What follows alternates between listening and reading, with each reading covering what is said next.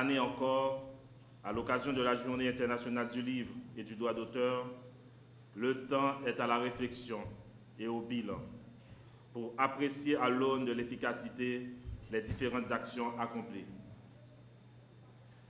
On a besoin de vous rappeler que cette célébration du livre ne date pas de longtemps, car c'est tout récemment, en novembre 1995, que l'UNESCO a déclaré le 23 avril Journée mondiale du livre et du droit d'auteur sur l'insistance de l'Espagne dans sa volonté à promouvoir le livre et la lecture dans le monde.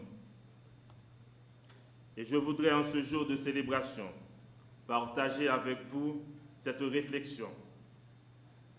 La production de livres dans un pays témoigne de la prolifération des écoles de pensée, de la richesse immatérielle de ses citoyens. Comme vous le savez tous, le livre est un outil indispensable dans la transmission des idées et du savoir. C'est pourquoi il nous revient l'impérieuse obligation d'accompagner tous les maillons de la chaîne du livre pour assurer l'avenir du livre et par la même occasion celui d'Haïti. À plus forte raison, j'appelle une fois de plus à l'unité dans le secteur. Au-delà de nos différences qui nous dispersent, trouvons les points de convergence qui nous rassemblent. Inventons, s'il le faut, des raisons persuasives pour nous asseoir autour de la même table. Et l'une d'entre elles que j'avancerai consisterait à encadrer, à former les jeunes qui représentent l'espoir de demain.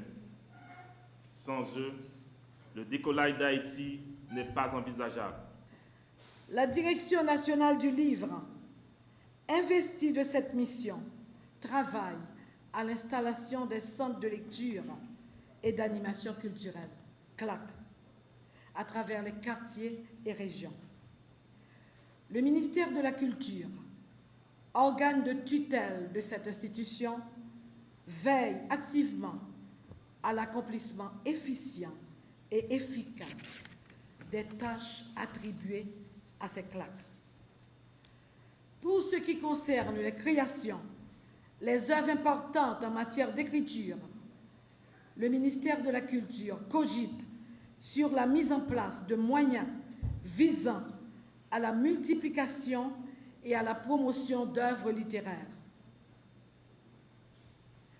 Le gouvernement Martelly-Lamotte formule le vœu que les livres soient, dans un avenir proche, accessibles à tous et disponibles partout.